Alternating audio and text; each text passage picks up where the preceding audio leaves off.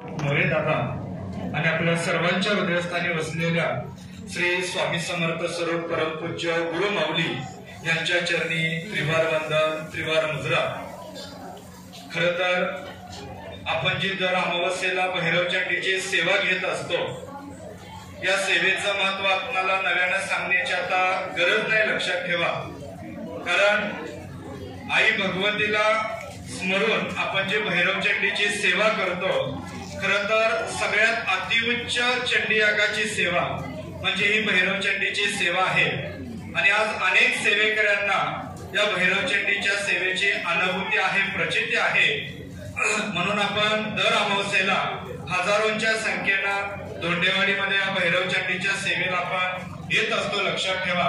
फक्त आपल्याला एवढंच सांगणं आहे, दर अमावस्येला आपण जे भैरव चंडीची सेवा घेतो किंवा दर पौर्णिमेला श्री सुक्त चंडीयागाची सेवा घेतो, महिन्यातल्या कमीत कमी या ज्या 2 सेवा आहेत या सेवा न चुकता आपण कराव्यात।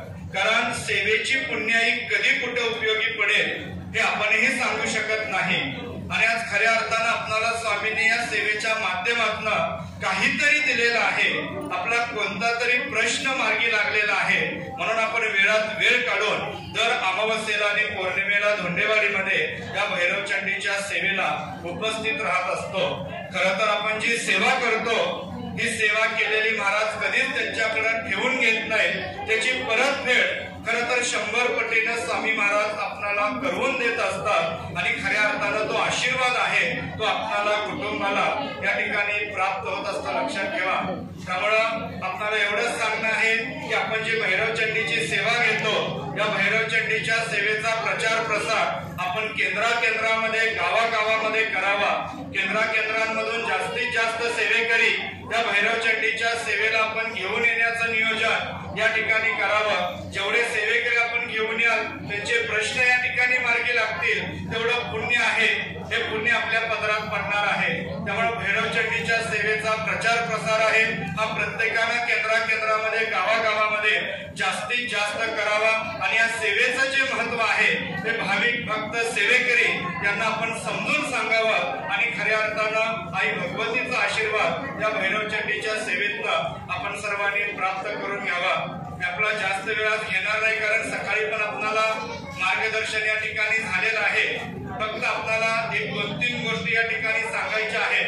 खरं तर काल अनेक सेवेकरी भैरव चंडीच्या सेवेला इथून येऊन गेले, परंतु मतदान असल्यामुळं आपल्याला या ठिकाणी काल सेवा घेता आली नाही।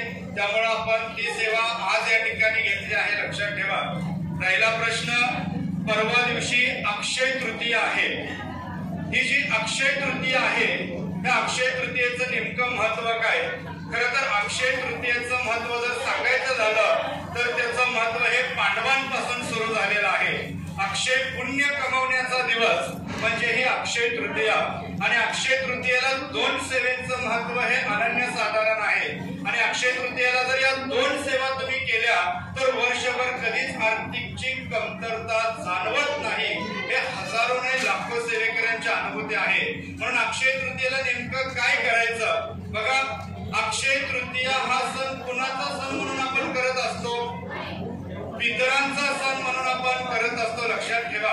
3.5 मुहूर्तांपैकी हा एक मुहूर्त, कोणत्याही शुभ कार्यासाठी हा मुहूर्त म्हणजे अक्षय तृतीया, अक्षय पुण्य कमवण्याचा दिवस। मग अक्षय तृतीयेला काय करावं आणि काय करू नये बघा।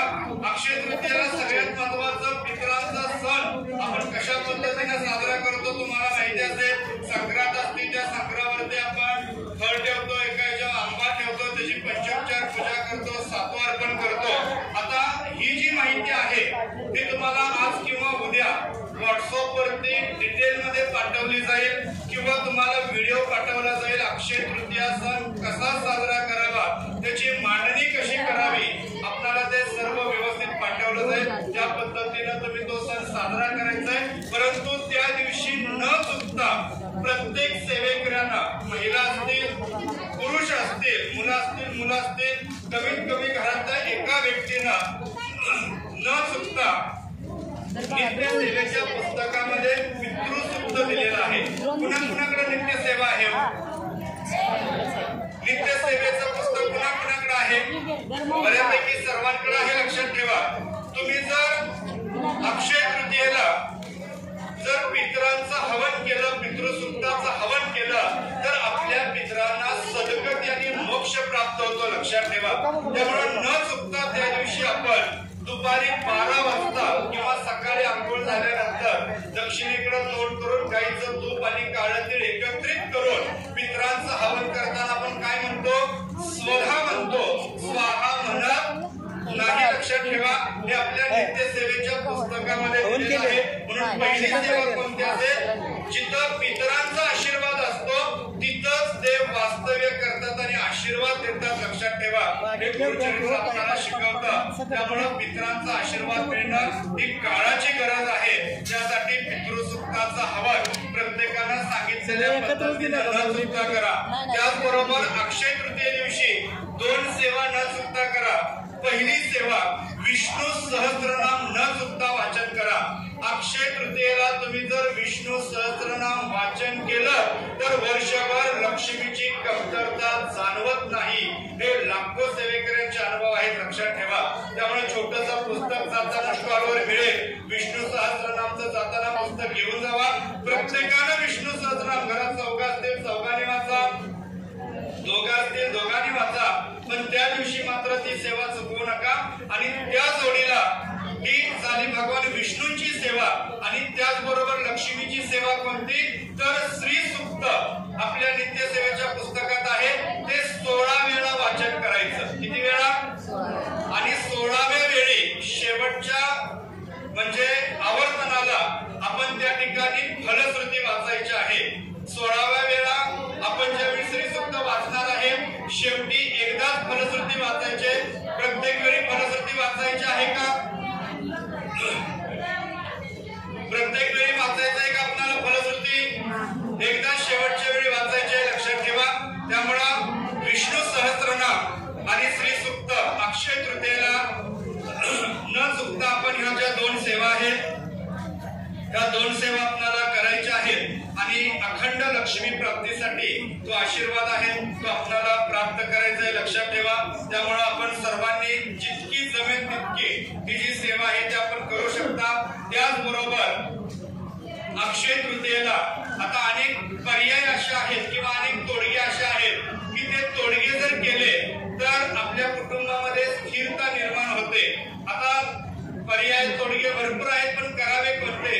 परंतु तुम्हाला एकच सांगतो, तुम्ही जर अक्षय तृतीयेला आपण एखाद्या